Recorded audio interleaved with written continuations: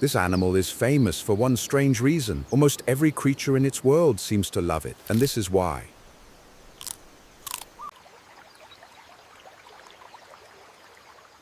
At dawn in the great wetlands, the old capybara wakes at the water's edge. He is the largest rodent on Earth, and this morning, his thick fur is crawling with tiny passengers.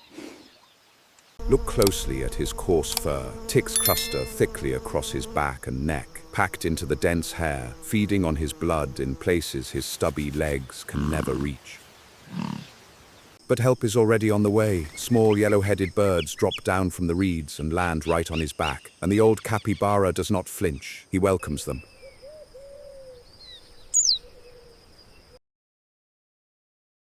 And they get straight to work. Sharp little beaks move through his fur, plucking out the ticks one by one. For the old capybara, it is pure relief. For the birds, it is a feast.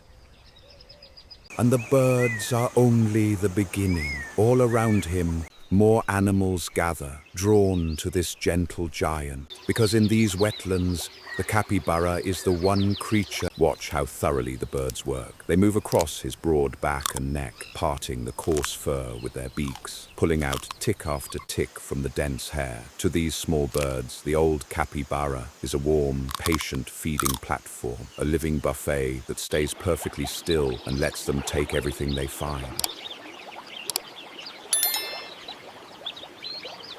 This is what has made the capybara famous the world over. It is astonishingly calm, astonishingly tolerant. Birds ride it, small animals rest against it, and it simply lets them. Scientists believe this deep gentleness is the secret to all its partnerships, because a creature this relaxed is the safest place in the wetland to be. But peace in the wetland never lasts long. Hidden in the tall grass at the water's edge, a pair of eyes has been watching the gentle giant, a jaguar, the most powerful predator in all of South America. And to a jaguar, a capybara is the perfect meal.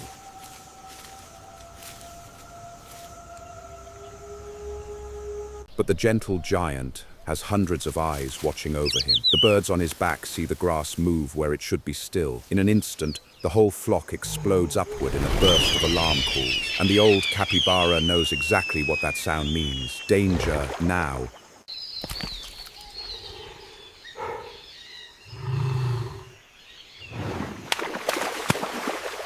The jaguar breaks from the grass and charges, but the old capybara has already turned, and he is running for the one place that can save him, not away across the land, where the jaguar is faster, but straight toward the water. It is his only chance, and he takes it without a heartbeat of hesitation.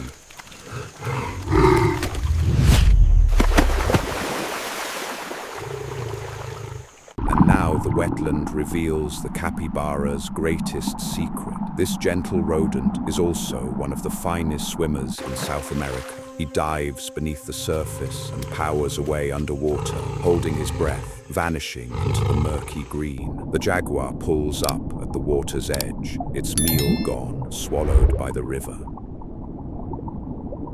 And here, in the safety of the water, the old capybara finds a second set of helpers, small silver fish drawn to his fur, gathering around him as he floats in the shallows. The birds cleaned him on land. Now the fish will finish the job below the surface, in a place the jaguar can never follow.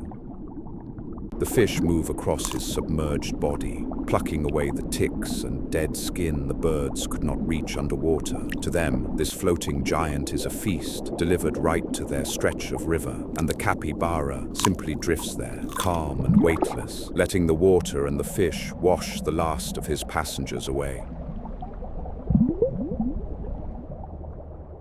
When, at last, he is sure the jaguar has gone, the old capybara swims to a safe, gentle bank, far from where he was attacked. He climbs slowly out of the water, dripping and clean, his fur free of the parasites that tormented him at dawn. He has survived the most dangerous moment of his day and been cleaned in the process. and his loyal partners return to him. The flock of yellow-headed birds, who scattered at the first sign of the jaguar, come drifting back and settle onto his back once more. Without their alarm, the old capybara would never have reached the water in time. Their warning saved his life, and now they simply pick up their work where they left off.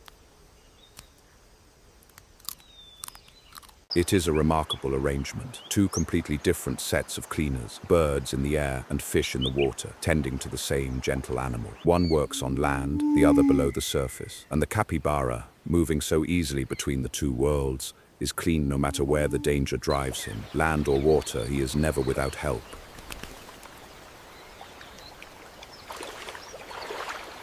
By the time the birds are finished, the transformation is complete. The ticks that crawled through his fur at dawn are gone, picked away on land and washed away in the water. His coarse coat, dull and infested this morning, is clean and comfortable at last. For a gentle giant who cannot clean himself, this daily care is nothing less than survival. Scientists call the capybara a keystone of the wetland, a walking, floating hub of life. So many species depend on it, from the birds that clean its fur to the fish that feed at its side, that its gentle presence helps hold the whole ecosystem together. Its famous friendliness is not just charming, it is a vital part of how this entire wetland works. As the sun sinks low over the wetland, the old capybara settles at the water's edge to rest. He has been cleaned and he has survived. The birds make their last passes through his fur, then lift toward the trees to roost, and the gentle giant lies at the border of land and water, exactly where he belongs as the day fades into gold. It is easy to love the capybara for its calm, gentle face. But behind that famous friendliness is a survival strategy millions of years in the making. By staying peaceful, by welcoming the birds and tolerating the fish, this gentle giant surrounds itself with partners, hundreds of eyes to warn it, hundreds of beaks to clean it. Its kindness, it turns out, is its armor. We imagine that in the wild, only the fierce survive, the predator, the fighter, the one who fears nothing. But the capybara tells a different story. Sometimes the greatest survival strategy of all is not to fight, but to make friends, to be so gentle, so trusted that the whole wetland decides to keep you alive. Tomorrow at dawn, the ticks will have returned to his fur in the night. The old capybara will wake at the water's edge and wait, and out of the morning reeds, on small yellow wings, his faithful partners will come back to him, exactly as they always have, ready to begin their gentle work all over again. All across these wetlands, and far beyond them, the same hidden truth holds. The buffalo and its birds, the rhino and its tick-eaters, the turtle and its cleaner fish, and the gentle capybara, welcoming every helper that comes to it. Everywhere in the wild, the animals that survive are the ones that learn to depend on others. So, the next time you see a capybara sitting calmly while birds ride on its back, and every creature around it relaxes, remember what you are really looking at. Not just the friendliest animal in the world, but one of the wisest, a gentle giant that learned long ago that the surest way to survive is simply to be trusted. The friendliest animal in the world is also one of its greatest survivors, kept alive by the birds and fish it welcomes without fear. If a story like this makes you see nature differently, subscribe to Nature's Cleaners, because behind every gentle giant, there is a whole hidden family of helpers, and we are only just beginning to uncover them.